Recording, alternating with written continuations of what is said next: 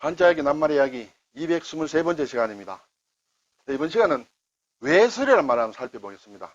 외설 작품, 외설 문화, 이런 외설이라는 말을 우리가 가끔 쓸 수 있습니다. 예, 그래서 한자로 좀 어려운 한자인데 한번 살펴볼까요? 네, 외설. 함부로 외다, 함부로. 설은 더럽다, 함부로, 더럽다. 그것이 외설인 모양입니다. 글자도 어렵습니다. 함부로 더럽다와 이 글자도 어렵고 그걸 합친 뜻도 좀 쉽지는 않습니다. 네, 그런데 함부로 외는 큰개견이다. 이 큰개견이죠. 개견자가 앞에 변으로 쓸 때 또는 이렇게 쓸 때 변으로 쓸 때 바뀌는 모양이죠. 오른쪽에는 두려워한다는 외예요. 외경심이라든지 외구라든지 또는 후생가외, 후배가 아주 무럭무럭 점점 잘 자라나서 발전해서 내가 두려움을 느끼는 후생가외라고 하죠. 두렵다는 그런 뜻입니다. 자, 큰개견은 알겠는데 두려워할 외자는 이것은 원래 옛 글자로 보게 되면 윗부분에 이렇게 밭전자가 사실은 밭전이 아니라 이렇게 귀신을 뜻하는 귀신 귀자의 윗부분이다. 귀신 귀자는 이것은 머리가 크다는 얘기거든요. 그래서 무섭다는 얘기예요. 이 글자 자체로도 이것이 이제 밭전자로 됐고 아랫부분에 이것은 사실은 옛 글자를 보면 호랑이의 다리 모양이다. 이렇게 얘기를 합니다. 지금 글자에서는 그것을 찾기가 좀 힘듭니다. 그래서 위에는 귀신 머리에다가 호랑이 다리. 굉장히 무섭겠죠? 그래서 이제 두려워할 외입니다.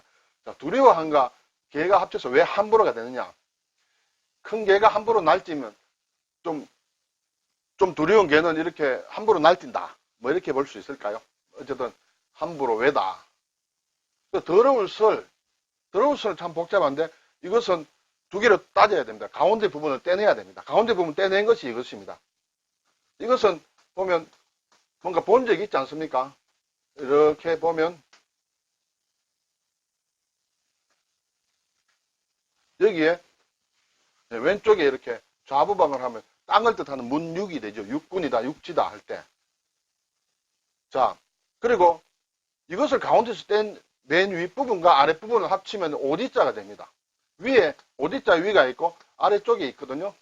여기에 이 심을 예자입니다. 이것이 심을 예자가 들어갑니다. 그렇게 되면 이 글자가 된다는 것이죠. 그러면 이 글자만 자세히 알면 되겠습니다.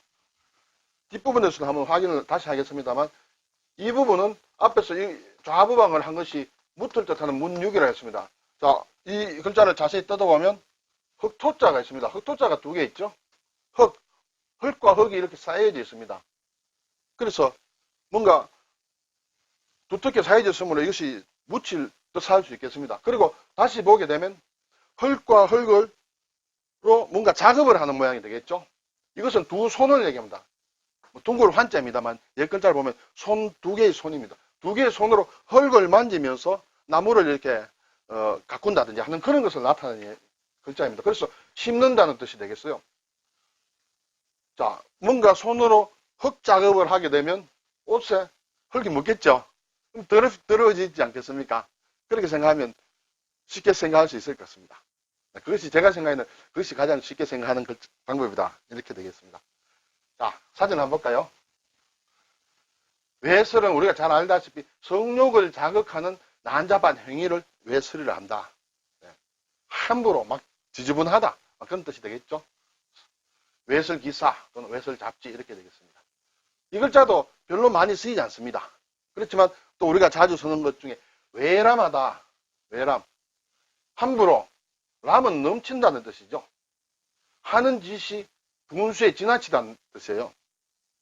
이 람은 넘친다. 물이 넘친다. 자, 이렇게 되겠습니다. 이렇게 되면 이것은 사실은 대야에 그릇에 물을 담고 사람이 이렇게 가까이 앉아서 쳐다보는 것입니다. 내 얼굴이 어떻게 생겼나. 그래서 볼감입니다. 옛날에는 거울이 없을 때는 물을 이렇게 떠놓고 거기에 자기 얼굴을 비춰봤죠. 근데 그것이 물이 너무 많다. 그러면 넘치게 되겠죠. 그래서 외람이라는 것은 함부로 막 넘친다. 넘치도록 함부로 하는 것. 분수에 맞죠. 그래서 하는 짓이 분수에 지나치다. 외람된 말씀입니다만 우리가 이렇게 얘기들 다 합니다. 자, 앞에서 본 언덕육을 다시 한번 기억하기 위해서 살펴보겠습니다. 이 자체도 언덕육입니다. 언덕육이고 흙을 쌓아놓은 것이죠. 그렇게 생각하지 마시고 이렇게 흙토가 있고 또 흙토가 있다. 이거. 그리고 여기에 뭔가 이 부분만 들어가면 됩니다. 이것이 흙을 쌓았으면 언덕이 된다. 그리고 좌부방금 붙이면 무틀 얘기한다. 육지. 이것은 흙을 가지고 손으로 작업을 한다. 심는다는 뜻이에요. 그리고 무엇을 심느냐? 풀초. 아래에는 또 이렇게 운이 되겠습니다. 운이 되는데 이것을 같이 합쳐서 똑같이 두 개 다 심을 예라는 글자로 쓰이고 있습니다. 일반적으로는 이것을 쓰죠. 예술이라고 할 때. 물론 일본식으로 쓴다든지 우리가 간체자로 쓰게 되면 이렇게 해서 가운데를 빼버리고 이것을 심을 예자라고도 합니다. 자, 더러울 슬은 가운데 이것이 옷 사이에 있다. 옷 사이에 있으므로 옷이 더러워진다. 이렇게 볼 수 있습니다. 제 옷이 좀 바뀌었습니다. 네. 원래 찍은 영상에 제가 나중에 확인을 해보니까 슬라이드 한 장이 설명이 덜 됐더라고요. 그래서 추가로 좀 찍습니다. 네.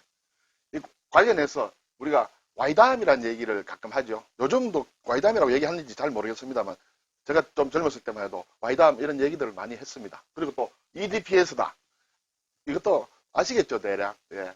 그래서 이 와이담, 뭐 영어로 Y로 쓰고 와이담으로 표기도 할 수도 있겠습니다만 일반적으로 와이담 그랬습니다.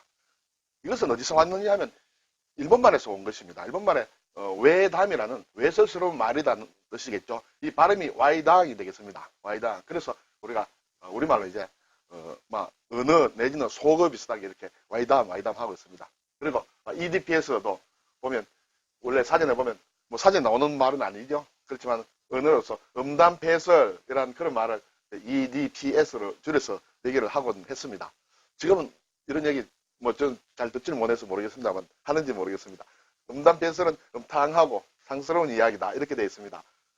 사실 또 더 나가려고 하면 이 패자가 무엇이냐 또 탕이 무엇이냐 좀 연구를 해야 되는데 제가 미처 이번 슬라이드에 준비를 못했습니다. 나중에 패자와 관련된 때 나올 때 한번 다시 얘기를 드리겠습니다. 패자는 뭐 행패를 부린다든지 폐륜이다든지 우리가 쓰는 그런 낱말을 만드는 그런 글자입니다. 네, 오늘 외설과 관련된 그런 낱말 몇 개 찾아보았습니다. 감사합니다.